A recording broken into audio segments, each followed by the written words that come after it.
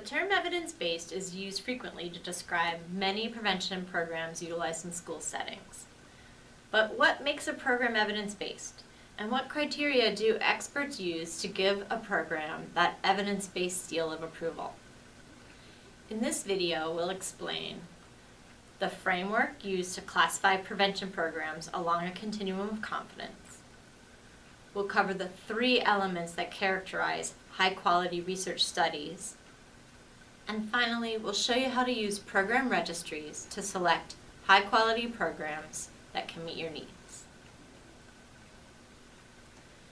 Both the Positive Behavior Intervention and Support Framework and the Student Assistance Program Framework support the use of evidence-based prevention strategies.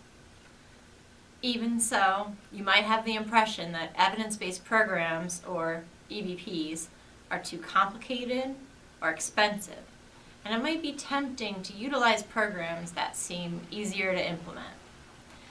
The Epicenter has developed a tool to help overcome these stereotypes and clarify what we mean when we use the term evidence-based. Rather than seeing programs as simply good or bad, every program or strategy falls somewhere within this continuum of confidence framework. On one end, we have programs that are well-researched with multiple high-quality randomized controlled trials. We can be certain that programs in this section will be effective when implemented in a high-quality way. And we refer to these programs as evidence-based. On the other end of the continuum are programs that have also been well-researched, but are proven to produce harmful or iatrogenic effects. Most programs and strategies fall somewhere in the middle of these 2 extremes.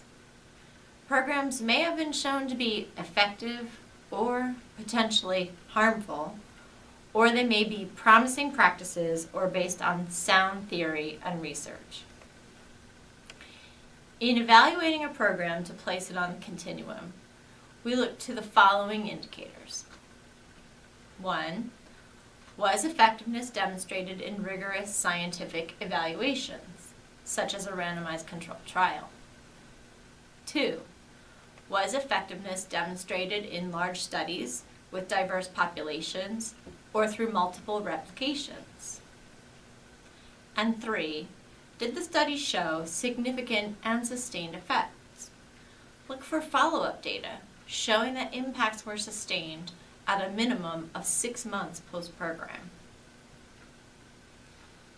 Several program registries exist that rank the quality and efficacy of programs. These resources are a good starting place for conversations with county drug and alcohol offices, prevention providers, and prevention planning coalitions, all of whom can help with planning and program selection. The OJJDP Model Programs Guide is a good example of a clearinghouse that rates programs across the continuum, including those that are ineffective or even harmful.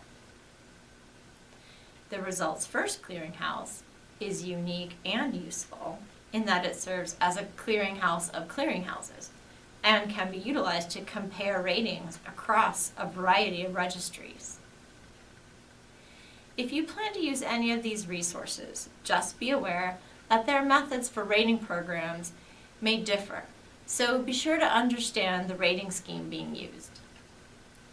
By utilizing a continuum of confidence framework to understand the effectiveness of different programs, we can make informed choices about the approaches we use.